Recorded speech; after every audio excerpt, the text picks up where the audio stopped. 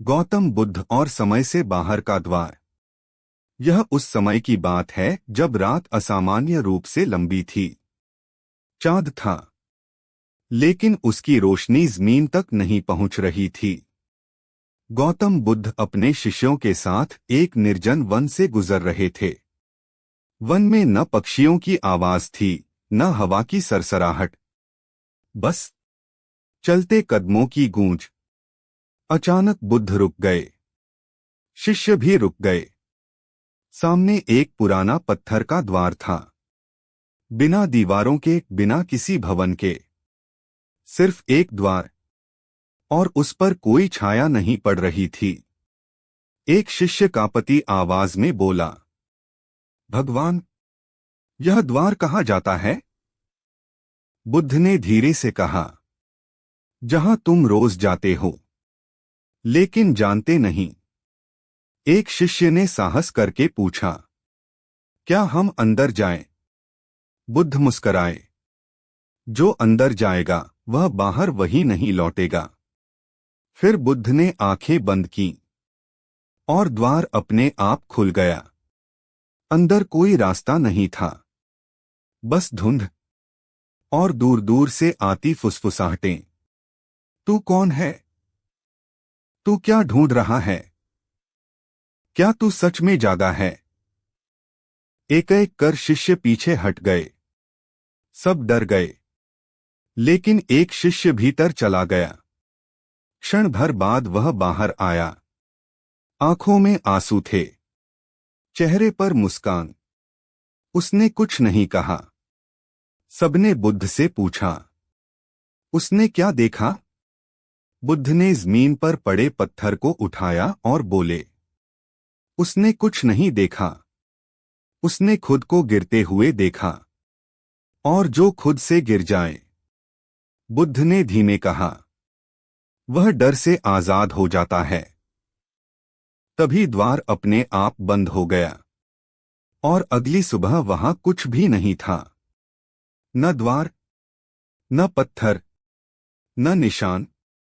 बस शिष्यों के मन में एक सवाल रह गया, क्या वह द्वार बाहर था या हमारे भीतर? बुद्ध चल पड़े। उनकी पदचाप अब सुनाई नहीं दे रही थी। रहस्य की सीख। सबसे रहस्यमय द्वार मन के भीतर होते हैं। डर के पार ही जागृति है, और सत्य हमेशा शब्दों में नहीं आता। गौतम बुद्ध और वह दीपक जो छाया बन गया। यह बात उस रात की है जब आकाश में तारे थे, लेकिन उनकी रोशनी जमीन पर नहीं गिर रही थी। गौतम बुद्ध एक पुराने नगर में पहुंचे। नगर के लोग जाग रहे थे, पर उनकी आंखें सोई हुई थीं। नगर के बीचों बीच एक दीपक जल रहा था। अजीब बात यह थी कि दीपक रोशनी नहीं दे रहा था, बल्कि अंधकार फैला रहा था। जो भी उसके पास जाता, उसे अपना अतीत दिखाई देता। गलतियां, डर, पछतावे। लोग कहते थे, यह दीपक श्रापित है। बुद्ध चुपचाप दीपक के सामने बैठ गए। एक शिष्य घबराकर बोला, भगवान, इसकी ओर मत देखिए, यह मन को तोड़ देता है। बुद्ध ने दीपक की लौ में देखा, और कुछ देर बाद आंखें बंद कर लीं। तभी दीपक कांपने लगा। लौ सीधी खड़ी हो गई, जैसे किसी प्रश्न का उत्तर मांग रही हो। बुद्ध बोले, तू छाया क्यों बन गया? दीपक से कोई आवाज नहीं आई, लेकिन नगर के लोगों को अपने ही मन की आवाज सुनाई देने लगी। मैं डर हूं, मैं अहंकार हूं, मैं अधूरी समझ हूं। लोग रोने लगे। बुद्ध ने धीरे से कहा, जब तक तुम मुझसे भागते रहोगे, मैं अंधकार बनकर जलता रहूंगा। इतना कहते ही दीपक की लौ बुझ गई। पूरा नगर अंधेरे में डूब गया। सब डर गए, लेकिन उसी क्षण लोगों के चेहरों पर एक हल्की सी रोशनी दिखाई देने लगी। दीपक बाहर बुझ चुका था, लेकिन भीतर जल उठा था। अगली सुबह वहां न दीपक था, न बुद्ध, बस जमीन पर लिखा था, जो बाहर उजाला ढूंढता है वह छाया पाता है, जो भीतर झांकता है वह स्वयं दीपक बन जाता है। रहस्य की गूढ़ सीख। हर डर का स्रोत बाहर नहीं, भीतर होता है। अंधकार भी शिक्षक हो सकता है। और जागृति अचानक नहीं, चुपचाप घटती है। गौतम बुद्ध और वह दर्पण जिसमें कोई नहीं दिखता था। एक पहाड़ी मार्ग पर चलते हुए गौतम बुद्ध एक ऐसे स्थान पर पहुंचे जहां रास्ता अचानक समाप्त हो जाता था। वहां एक छोटा सा कक्ष था, न दरवाजा, न खिड़की, बस बीच में रखा था एक दर्पण। लेकिन वह साधारण दर्पण नहीं था। जो भी उसमें देखता उसे अपना चेहरा नहीं दिखता था। लोग कहते थे, इस दर्पण में देखने वाला या तो पागल हो जाता है या हमेशा के लिए मौन हो जाता है। शिष्यों ने बुद्ध से विनती की, भगवान यहां से चलें, यह स्थान ठीक नहीं है। बुद्ध बिना कुछ बोले दर्पण के सामने बैठ गए। एक शिष्य ने डरते हुए पूछा, आपको क्या दिख रहा है? बुद्ध ने उत्तर नहीं दिया। समय बीतता गया। हवा रुक गई, पत्ते स्थिर हो गए। तभी एक शिष्य ने हिम्मत करके दर्पण में देखा। उसे कुछ नहीं दिखा, न चेहरा, न आंखें, न शरीर। वह घबरा गया। मैं कहाँ हूं? तभी बुद्ध ने आंखें खोलीं और बोले, अब तुम सही जगह देख रहे हो। जिस दिन तुम्हें दर्पण में कोई चेहरा न दिखे, बुद्ध ने शांत स्वर में कहा, उस दिन समझ लेना अहंकार हट गया है। तभी दर्पण में हल्की सी दरार पड़ी और वह धूल बनकर बिखर गया। पीछे कुछ भी नहीं बचा, न कक्ष, न दर्पण, बस शिष्य खड़ा था, अजीब शांति के साथ। वह कुछ बोलना चाहता था, लेकिन शब्द नहीं मिले। बुद्ध आगे बढ़ चुके थे और पहाड़ी मार्ग फिर से दिखाई देने लगा। रहस्य की अंतिम सीख। जब मैं मिटता है तभी सत्य दिखता है। हर दर्पण सच नहीं दिखाता और हर खो जाना, भटकना नहीं होता। गौतम बुद्ध और वह गांव जहां समय ठहर गया था। एक सांझ के समय गौतम बुद्ध एक ऐसे गांव में पहुंचे जहां सूरज डूब चुका था, लेकिन रात नहीं हो रही थी। लोग चलते थे, बोलते थे, काम करते थे, पर उनकी परछाइयां नहीं थीं। घंटों बीत गए, आकाश वैसा ही रहा। एक शिष्य ने धीरे से कहा, भगवान, यहां समय रुक गया है। बुद्ध ने उत्तर दिया, नहीं, यहां लोग समय से भागना बंद कर चुके हैं। गांव के बीच एक घड़ी लगी थी, बिना सुइयों के। लोग उस घड़ी को पूजते थे। एक वृद्ध ने कहा, जब से हमने भविष्य की चिंता छोड़ी, समय ने हमें छोड़ दिया। शिष्य चौंक गए। बुद्ध घड़ी के सामने बैठे। कुछ देर बाद बोले, जिसे तुम शांति समझ रहे हो वह ठहराव है। इतना कहते ही घड़ी से टिक टिक की आवाज आई। पहली बार लोग डर गए। परछाइयां लौट आईं। आकाश धीरे धीरे अंधेरा होने लगा। कुछ लोग रोने लगे, समय वापस मत लाओ। बुद्ध खड़े हुए और बोले, जो बहता नहीं वह सड़ने लगता है। तभी रात पूरी तरह उतर आई। अगली सुबह वह गांव सामान्य था, लेकिन लोग बदल चुके थे। और बुद्ध, वे सुबह से पहले ही जा चुके थे। घड़ी अब भी वहां थी, इस बार सुइयों के साथ। रहस्य की सीख। शांति और पलायन में फर्क होता है। समय से भागना मुक्ति नहीं। जागृति में प्रवाह होता है, ठहराव नहीं। गौतम बुद्ध और वह घंटी जो बिना बजे सुनाई देती थी। एक पहाड़ी घाटी में गौतम बुद्ध पहुंचे।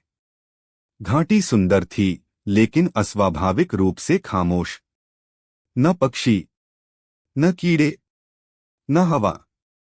फिर भी सबको साफ सुनाई दे रहा था। घंटी की आवाज, टन टन। एक शिष्य घबरा गया। भगवान, घंटी कहाँ है? बुद्ध बोले, जो सुनाई दे रही है वह हमेशा दिखाई दे, जरूरी नहीं। वे घाटी के बीच पहुंचे। वहां कोई मंदिर नहीं था, कोई घंटी नहीं थी। फिर भी आवाज तेज होती जा रही थी। एक शिष्य ने कान बंद कर लिए, पर आवाज बंद नहीं हुई। यह आवाज रुक क्यों नहीं रही? उसने पूछा। बुद्ध ने शांत स्वर में कहा, क्योंकि तुम इसे रोकना चाहते हो। तभी बुद्ध जमीन पर बैठ गए और आंखें बंद कर लीं। धीरे धीरे घंटी की आवाज मंद होने लगी। कुछ शिष्यों को लगा कि आवाज बाहर नहीं, उनके भीतर से आ रही थी। एक शिष्य अचानक बोला, अब मुझे कुछ भी सुनाई नहीं दे रहा। बुद्ध मुस्कराए, अब तुम सुनने लगे हो। उस पल घाटी में हवा चली। पहली बार पत्ते हिले, पक्षी बोले। घंटी की आवाज पूरी तरह गायब हो गई। लेकिन जाते जाते बुद्ध बोले, याद रखना, जो तुम्हें सबसे ज्यादा परेशान करता है वह अक्सर तुम्हारे ही भीतर बज रहा होता है। घाटी अब सामान्य थी, पर शिष्य जानते थे वे अब पहले जैसे नहीं रहे। रहस्य की सीख। हर आवाज बाहर से नहीं आती। विरोध से शांति नहीं मिलती। स्वीकार ही मौन की कुंजी है। गौतम बुद्ध और वह सपना जो सबको एक साथ आया। एक रात गौतम बुद्ध एक सराय में ठहरे। वहां ठहरे सभी लोग यात्री, व्यापारी, साधु एक दूसरे को जानते तक नहीं थे।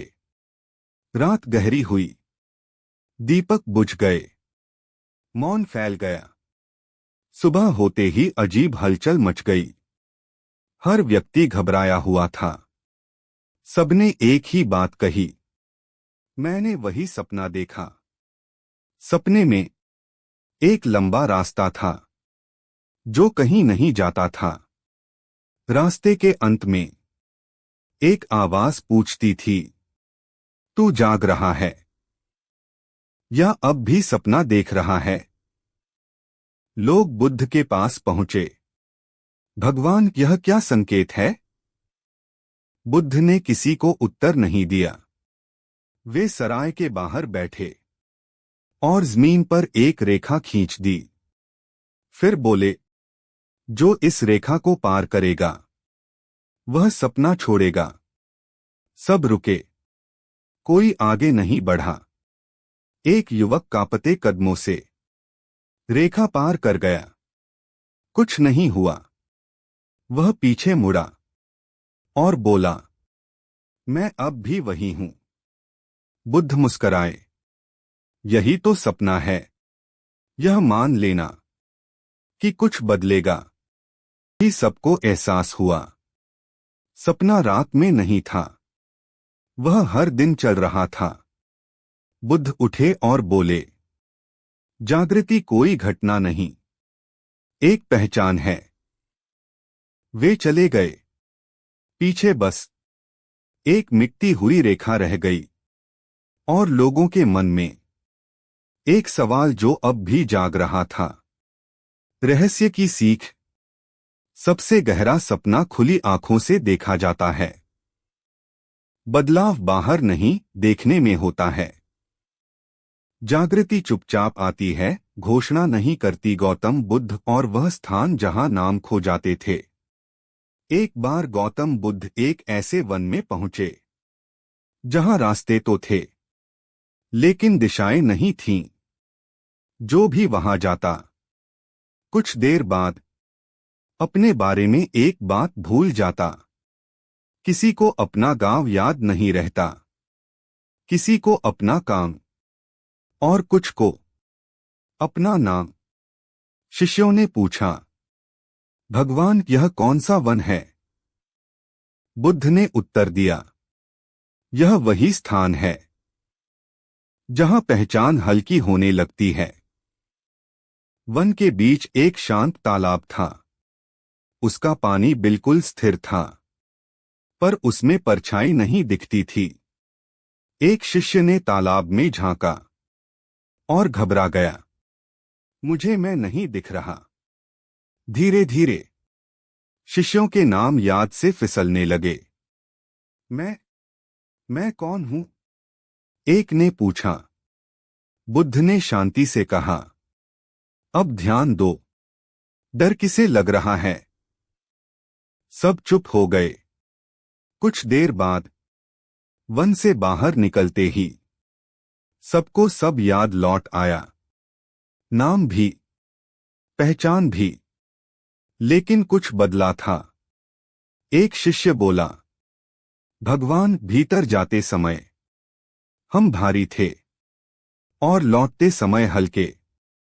बुद्ध मुस्कराए और बोले, नाम जरूरी है संसार के लिए, पर सत्य के लिए नहीं।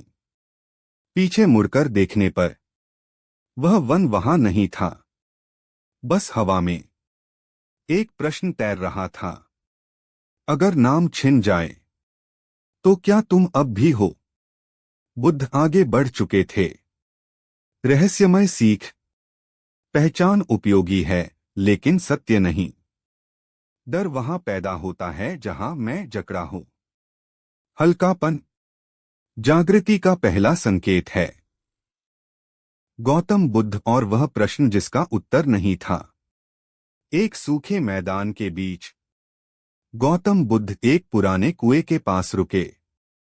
कुआं गहरा था, लेकिन उसमें पानी नहीं था। फिर भी लोग उसे देखने आते थे, क्योंकि कहा जाता था, जो भी इस कुएं में झांकता उसे एक प्रश्न सुनाई देता। हर व्यक्ति को अलग प्रश्न। एक शिष्य ने पूछा, भगवान, इसमें क्या खास है? बुद्ध ने कहा, यह कुआं उत्तर नहीं देता, यह खोजता है। पहला शिष्य झुका। उसने सुना, तू किससे भाग रहा है? वह पीछे हट गया, चेहरा पीला। दूसरे ने झांका, तू कब तक बनकर जिएगा? वह भी चुप हो गया। एक एक कर सबने झांका और सब मौन हो गए। आखिर में बुद्ध ने कुएं में देखा। बहुत देर तक शिष्यों ने सोचा, अब कोई महान उत्तर आएगा।